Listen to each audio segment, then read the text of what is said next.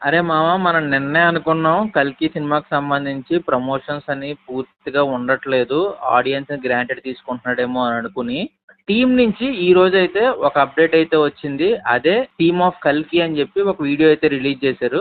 ఇందాకే 8 గంటలకి రిలీజ్ చేశారు. ఆ వీడియో చూసిన తర్వాత నాకైతే ఒక క్లారిటీ అయితే వచ్చిందిరా. ఏంటి మామ అది?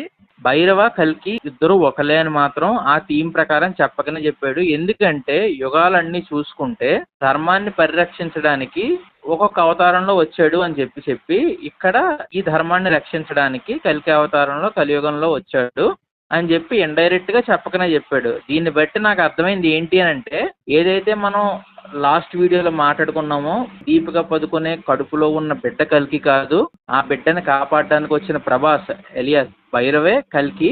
అంటే ఆ పర్టికులర్ టైంలో ఆయన కల్కి అవతారం వచ్చి ఆ తర్వాత మళ్ళీ భైరవ్ గారి లైఫ్ని కంటిన్యూ చేసాడు, లీడ్ చేశాడు అన్నట్టు ముందుకెళ్తుందని అయితే మాత్రం ఖచ్చితంగా అనిపిస్తుంది ఈ థీమ్ ఆఫ్ కల్కి చూసిన తర్వాత.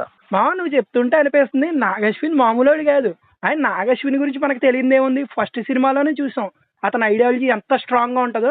అండ్ సెకండ్ సినిమాలోనే అంత పెద్ద ఆర్టిస్టులని డైరెక్టర్ని ఒకే చోట గ్యాదర్ చేసి వాళ్ళ దగ్గర నుంచి మంచి పర్ఫార్మెన్స్ ఎక్స్ట్రాక్షన్ చేశాడు.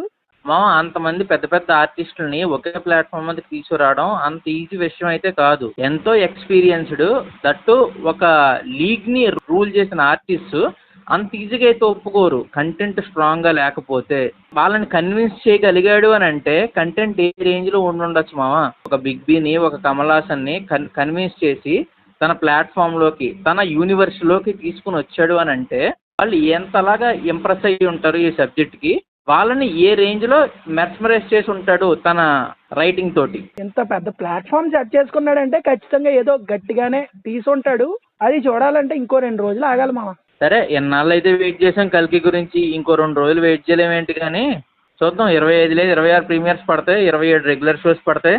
టీంకి అయితే అడ్వాన్స్గా కంగ్రాచులేషన్స్, ఇంకా ఆల్ ది బెస్ట్ కూడా చెప్పేస్తూ మీ ఒపీనియన్స్ కూడా తెలపండి మాకు.